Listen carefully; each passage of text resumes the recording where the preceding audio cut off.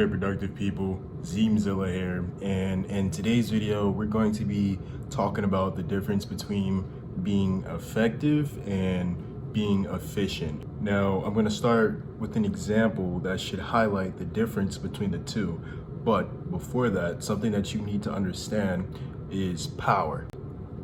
Now the formula for power, so power is defined as force divided by area, or force over area. So the greater the amount of force that you have over an area defines how powerful you are.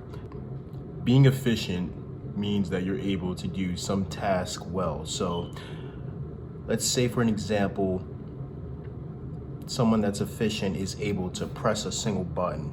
Now imagine if this person pressed that button 100 times in a row. That's pretty efficient. They're good at that one task.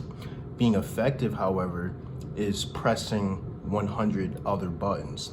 So there's a difference. So the efficient person is pressing the single button 100 times, whereas the effective person is going around pushing 100 different buttons only one time. So the difference here is that the effective person has covered more area than the efficient person. So the efficient person was, dealing with one button, but he pressed that button 100 times because that's his task. He's good at that.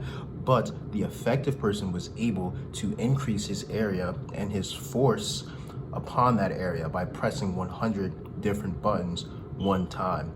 So why am I sharing this example with you? So this should help you distinguish what it means to be effective and what it means to be efficient.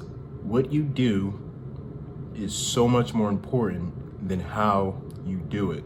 Being effective will always be better than being efficient, because when you're effective, you know that you're making progress. When you're efficient, you're doing a repetitive task, like the example that I shared at the beginning with one person pressing a single button 100 times. You don't want to be in that situation where you're pressing a single button 100 times. That's just being efficient. Just because you're good at doing something, doesn't mean that that thing is important or effective. So the goal of this video, I want you guys to try to identify things that you're doing efficiently, and I want you to eliminate those things because they are wasting your time. The 80-20 rule states that 80% of the results comes from 20% of the work. It's up to you to figure out what 20% of work that you can perform will bring you the other 80% of the results. Don't work just for the sake of work. People feel like just because they're busy that they're getting something done. Just because you're busy doesn't mean that you're making progress. You could be doing some repetitive task, all day. Just because it has your time and attention occupied does not mean that it is important or that it will help you take a step closer towards your goals. So this is why I need you all to examine, your everyday tasks that you may be doing that are efficient and not effective. Cut out the efficient, implement the effective. Parkinson's law states that a task will swell in complexity and importance in proportion to the amount of time that is given to it. So what that means is the more time that something has, the less important and the less focused you are to complete that task. So let's say, for example, if your teacher gave you 3 months to write a 5-page paper, you're not going to do that paper until the very last week, because it is not important, because you've given it so much time.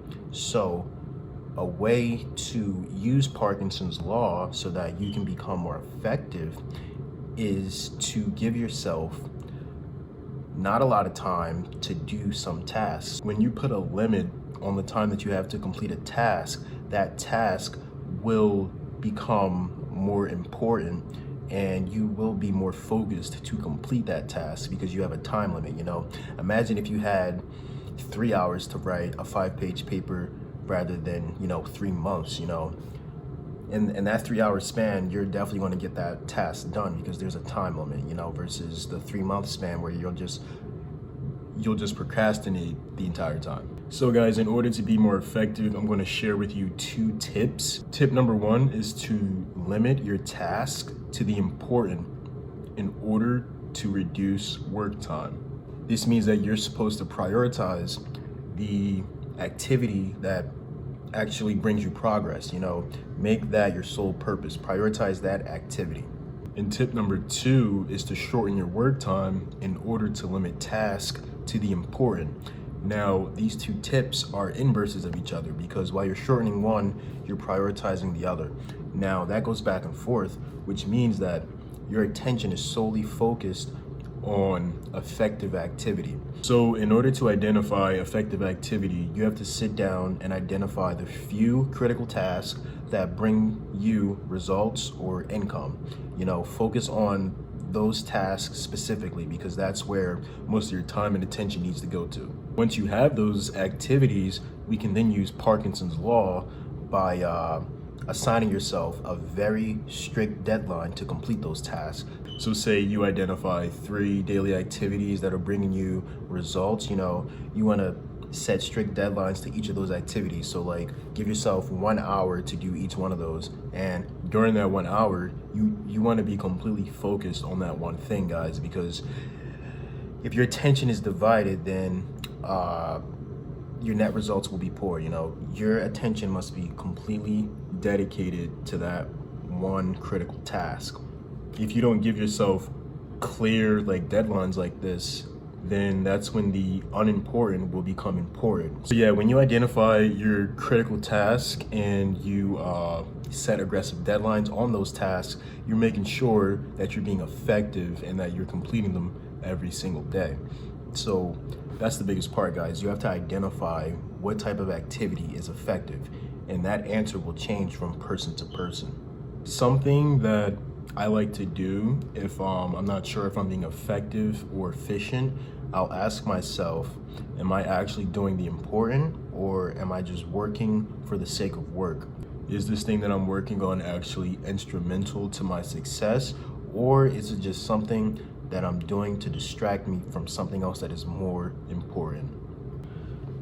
So yeah, guys, that's the difference between being effective and efficient.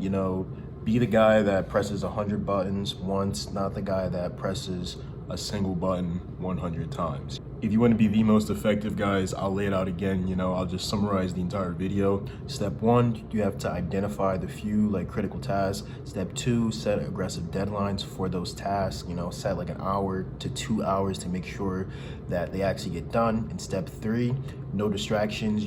Set up some sort of workspace, have an area where you're dedicated to doing work. That means no distractions, no cell phone, because if you're distracted during this time when you're supposed to be focused on being effective, then